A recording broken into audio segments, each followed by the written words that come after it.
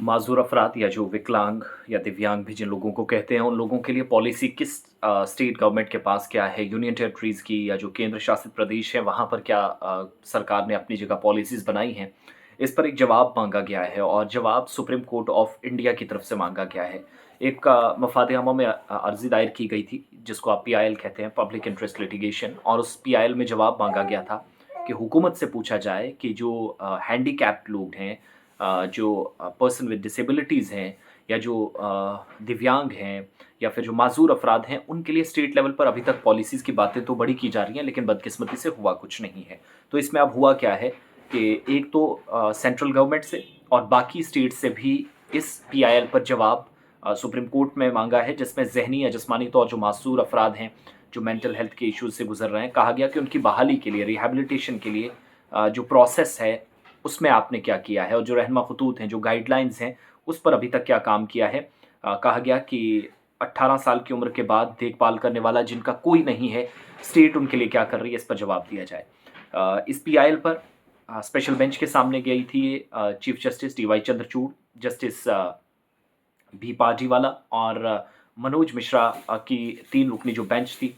उसने अर्जी का नोटिस लिया, पीआईएल पर समाअत की और ऐसे लोगों की देखभाल की सहूलियात फराहम करने के लिए जो पॉलिसी हैं या रहनुमा खतूत हैं, वज़ा करने का मुतालबा किया। यानी पॉलिसीज़ तो बनी है, लेकिन आपने किसी भी स्टेट के अंदर, यूटीज़ के अंदर देखा होगा, ये लोग कहते हैं कि हमें रिजर्वेशन के तहत आज तक फ़वाइद नहीं मिले। नौकरियों की बात होती है तो ताख़ीर से इक़दामात उठाए जाते हैं, उससे भी बहुत ज़्यादा नुकसान इनका होता है। तो देखभाल और तहफ़्फ़ुज़ के लिए ज़रूरत वाले जो बच्चे हैं, 18 साल जिनकी उम्र हो चुकी है, जिनका पीछे या आगे कोई नहीं है सिवाय अल्लाह के या फिर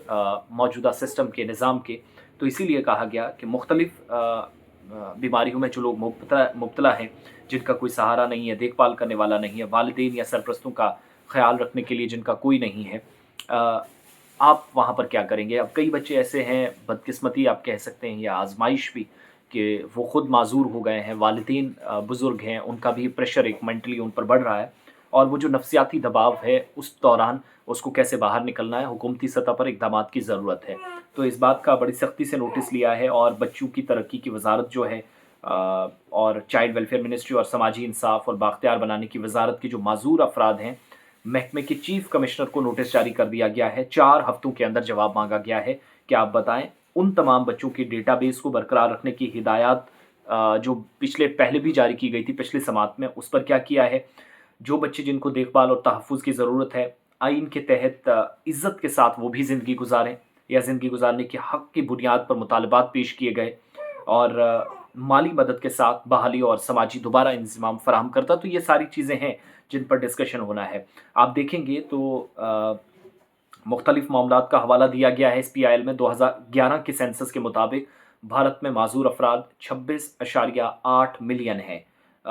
जो तकरीबन 2.21% बनता है आबादी के हिसाब से। मुख्तलिफ़ तौर माज़ूर अफ़रादी में जो माज़ूर अफ़राद हैं, यानी ये तादाद भी तकरीबन इस वक्त बन जाती है 27 लाख के आसपास और